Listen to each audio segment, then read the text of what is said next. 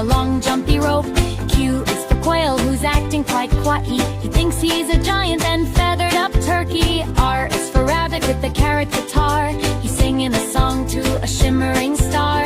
S is for snake, wearing a sweater. He's writing his grandma a very long letter. T is for tiger, who's sipping some tea.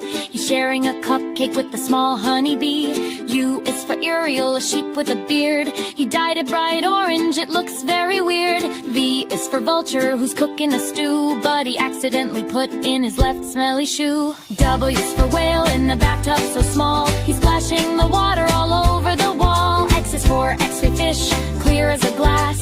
He's wearing a bow tie to go to his class. Y is for yak with the big yellow kite. It pulled him